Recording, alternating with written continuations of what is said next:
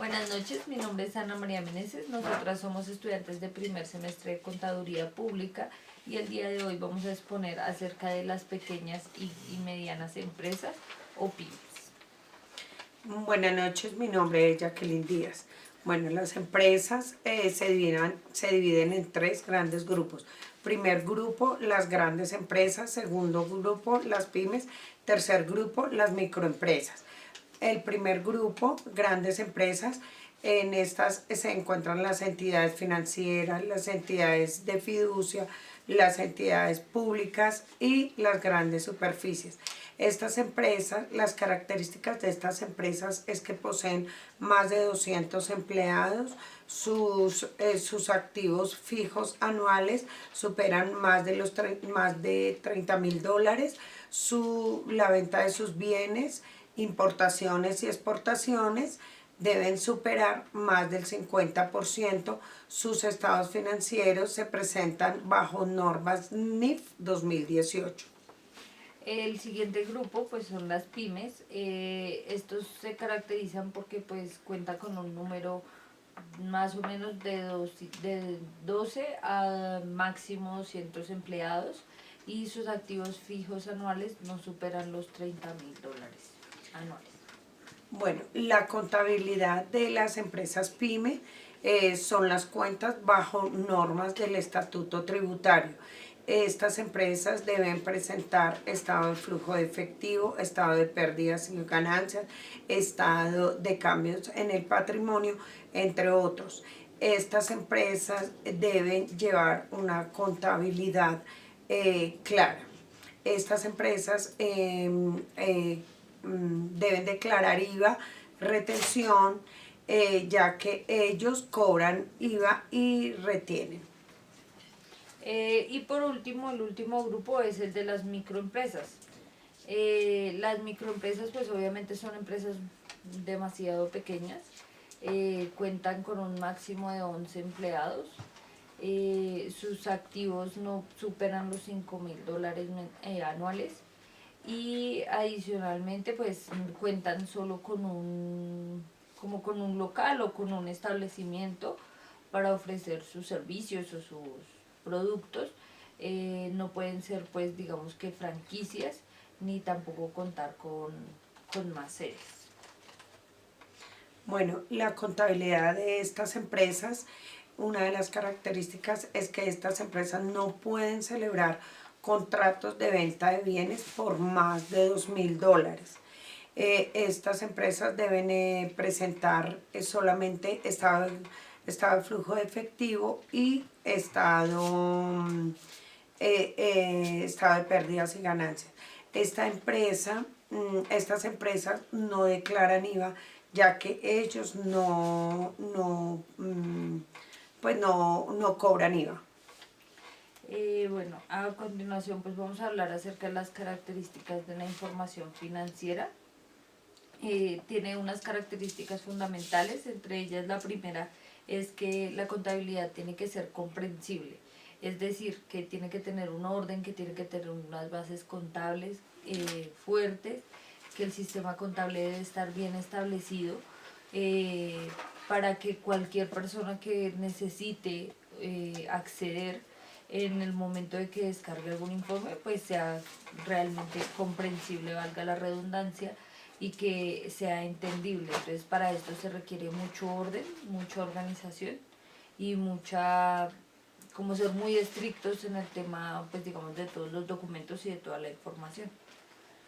Bueno, cuando no son comprensibles los estados financieros, cuando las empresas, estas entidades contabilizan o los gerentes hacen gastos personales y familiares con cuentas de la empresa. En este caso hay vacíos, no es congruente la información y pues no es clara. En el momento de llevar unos estados financieros a personas externas van a haber vacíos al no haber unas contabilizaciones de documentos claras. Bueno, la siguiente característica es la relevancia. Entonces, digamos que el tema financiero y el tema contable es como la columna vertebral de cada empresa, ¿no? Entonces, por esto hay que ser como muy ordenados con el tema de los documentos, de las facturas, ser muy, eh, saber dónde se tiene cada cosa y tenerla en orden. Digamos que es relevante, ¿por qué? Porque de ese informe se toman muchísimas decisiones y de tener una contabilidad al día eh, se puede tomar campos de acción cuando está pasando, hay que tomar alguna decisión, ya sea de compra, de venta, de recortes de presupuestos. Entonces es por eso que la contabilidad llega a ser como tan relevante y tan importante dentro de la compañía. Bueno, otra característica es la materialidad. Los estados financieros son materiales, por eso deben ser claros. Debe contabilizarse en las cuentas que es, porque al haber un error de contabilización, las empresas, los empresarios terminan tomando decisiones erróneas. Por eso es importante esta característica. Bueno, la siguiente es la fiabilidad. Entonces, digamos que todas estas características van como muy de la mano y pienso que la palabra clave de todo es el orden. Entonces, que cada informe, que cada estado, que cada eh, cosa que se tenga dentro de la contabilidad sea fiable, depende prácticamente del futuro de la empresa, porque si digamos hay, como decía mi compañera, algún error o algo mal hecho, pues puede llevar a tomar malas decisiones de pronto o a no encontrar algún error o alguna fuga de, ya sea de información, de dinero o de cualquier tipo de cosas. Entonces digamos que el tener una contabilidad bien hecha, eh, bien auditada, porque pues hay que ser consciente que no solo el contador es el que está pendiente, sino que también hay una auditoría, ya sea externa o interna. De todo eso, de que cada filtro se cumpla, depende de que la empresa funcione y tenga más éxito, o de que por el contrario, si no hay un orden y no hay una información clara, pues se pueden tomar malas decisiones y pues se puede acabar con la empresa. Bueno, otra característica es la integridad, pues como su nombre lo indica, los estados financieros deben ser íntegros. O sea, la contabilidad debe estar en la cuenta que es, los gastos en la cuenta que es, los ingresos, las ventas, ya que si esto no se cumple, realmente la contabilidad no estaría bien hecha y por eso las empresas pagan un revisor fiscal, quien es, como su nombre lo dice, fiscaliza, revisa que cada documento haya sido contabilizado en la cuenta correcta, porque se puede mostrar en los estados financieros que la empresa tiene liquidez, pero puede que no sea así y el gerente tome una decisión de seguir llevando la empresa como es, o por el contrario pueda mostrar que la empresa está como en decaimiento y el gerente pueda tomar como la decisión de tomar crédito, de sacar un crédito que no es necesario, pero al estar las cosas correctas, se toman buenas decisiones si se necesita un crédito, o sea, el gerente toma decisiones a tiempo y para salvar su empresa o continuar como la lleva hasta el momento. Bueno, por último, digamos, de las características fundamentales está la prudencia. Y me parece que es una característica muy importante. ¿Por qué? Porque nosotros como contadores manejamos información muy sensible de cada compañía. Entonces no es una información que uno pueda estar divulgando con todo el mundo ni comentando con todo el mundo, pues porque es información que puede afectar a la compañía. Entonces eh, hay que ser muy prudentes, hay que ser muy correctos, por decirlo así, con esa información que no es nuestra, sino es de una compañía y que pues se debe respetar, digamos que ese tema tan sensible. Bueno, otra característica que tenemos es de mejora y es la comparabilidad. Los estados financieros se pueden emitir comparables de un año a otro o de un periodo a otro. Con esto, ¿qué se busca? Que al compararlos el gerente o los externos se den cuenta que la empresa me está surgiendo, está obteniendo una mayor ganancia, o por el contrario tiene un déficit en sus ingresos, en sus ventas han bajado. Entonces al comparar periodos se pueden tomar correctivos a tiempo. Buenos días, mi nombre es Juan Pablo Linares Quijano y junto a mi compañera Sami Valentina Durán vamos a estar hablando sobre el capítulo 3, titulado Conceptos y Principios Generales. Para empezar, quiero mencionar los objetivos de algunos de los conceptos generales, como lo es primeramente el marco técnico normativo contable, cuyo objetivo principal es definir los estándares técnicos mediante los cuales se reconozcan de manera uniforme las transacciones empresariales.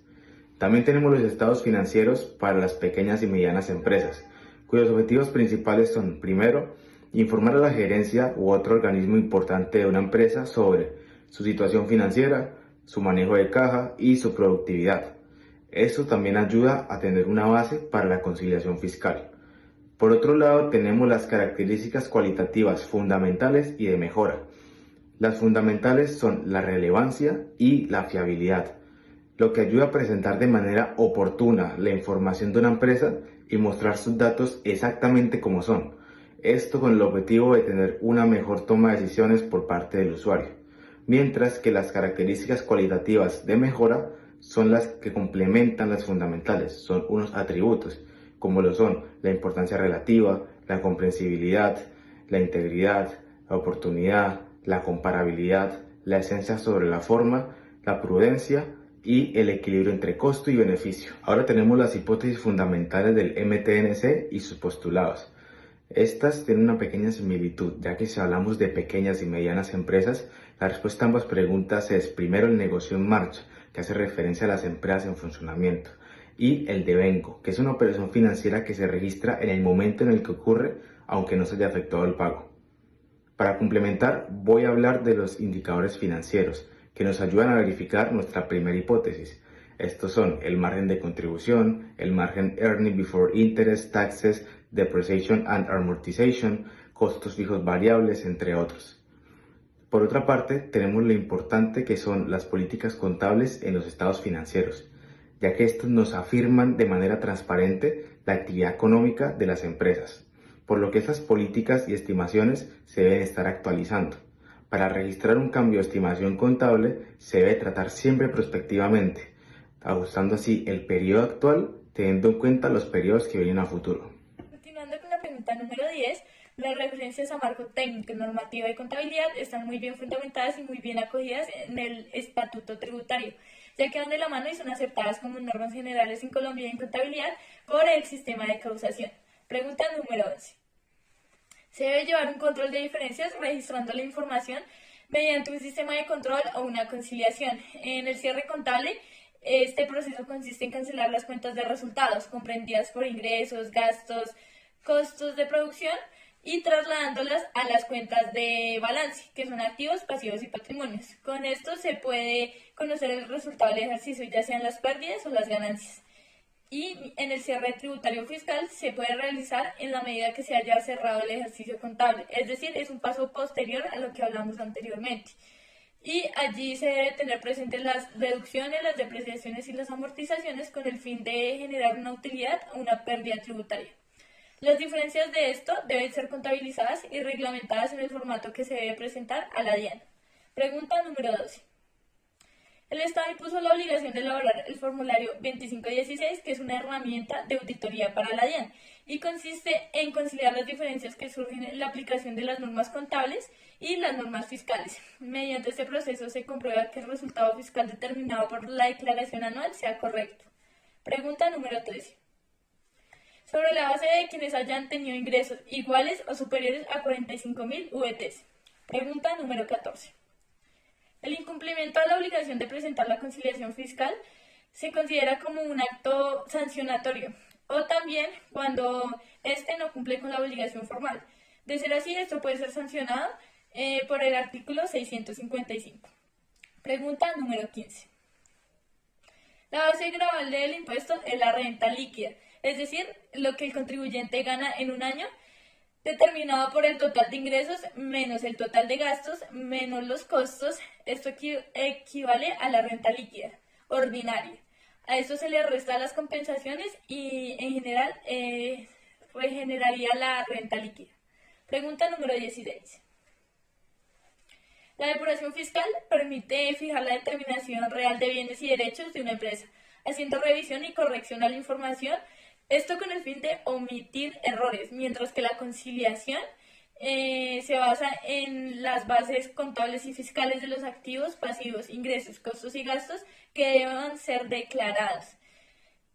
Y en conclusión podemos decir que la depuración es como un proceso de omisión de errores y corrección, mientras que la conciliación nos muestra en realidad el detalle del ajuste entre lo contable y lo fiscal. Pregunta número 17. Uno de los cambios de la estimación en la política contable puede ser la vida útil de los activos fijos, ya que con el pasar del tiempo no todos tienen como la misma durabilidad. Otro puede ser el valor residual de los activos, o uno bien claro sería la provisión para deudores dudosos, ya que como su nombre lo indica, no se sabe la procedencia ni la finalidad de esta deuda. Pregunta número 18. Los errores se contabilizan de acuerdo a su naturaleza y de su impacto en los estados financieros. Todo esto mediante la reglamentación de las NIF y teniendo en cuenta la reexpresión retroactiva si esto así corresponde. Con esto podemos concluir nuestro proyecto. Muchas gracias.